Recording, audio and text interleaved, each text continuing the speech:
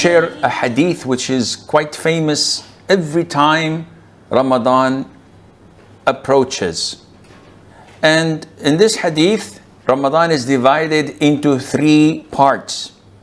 The hadith goes as follows. This is a month, the first part of which brings Allah's mercy, the middle which brings Allah's forgiveness, and the last part of which brings forgiveness and itq from hellfire. Now, this hadith is not authentic. Having said that, we have to be careful so that we don't paint all with the same brush. What does that mean? In regards to weak hadith, it is different than fabricated hadith or baseless hadith. The weak hadith, some scholars would adopt it more than those who implement their own logic.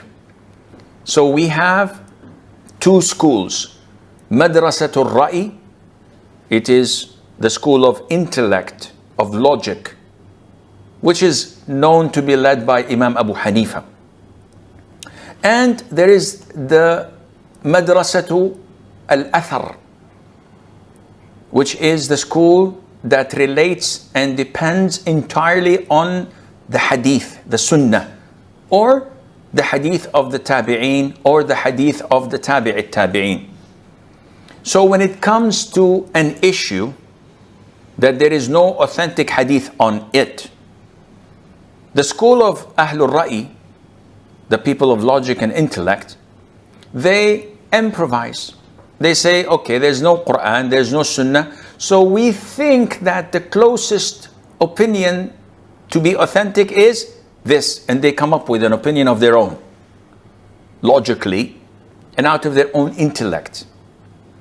The other schools say there is no evidence from the Qur'an, no authentic hadith. However, a weak hadith to us is more preferable than the opinion of our own whims and desires and intellect and logic.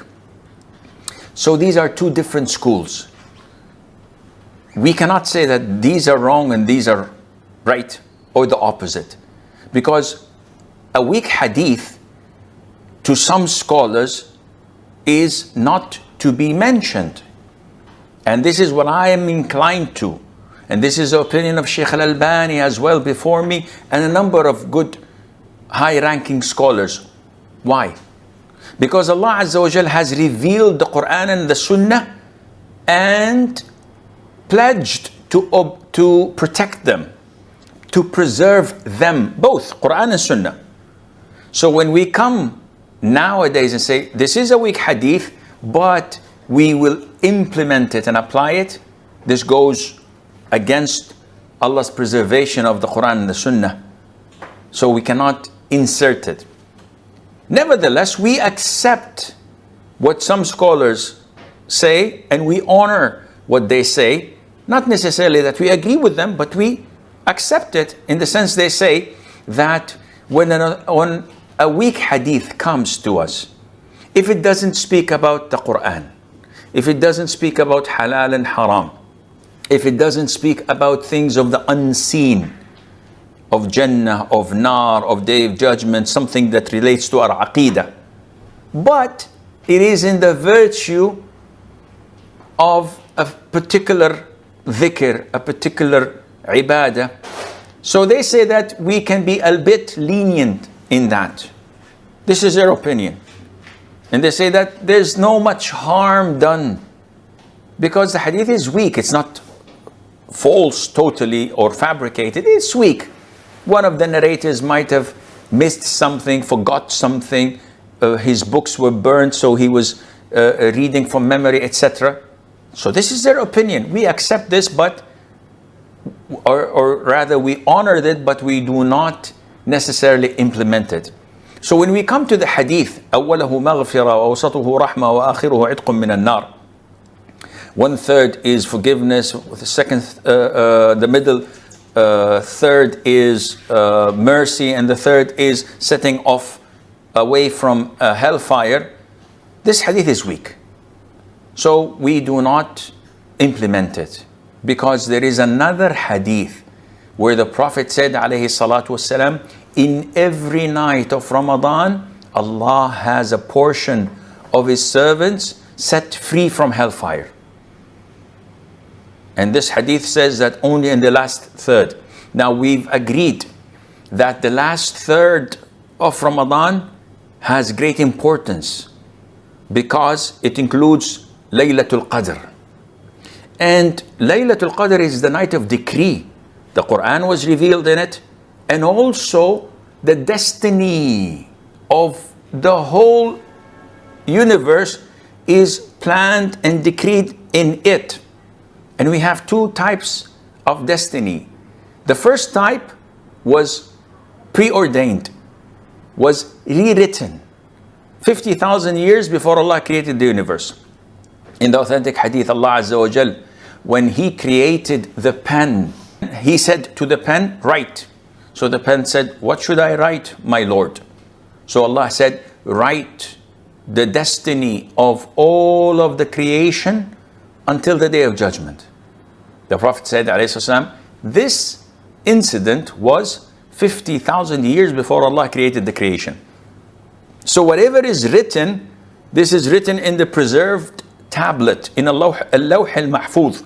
No one knows what's in it except Allah Azza wa Jal.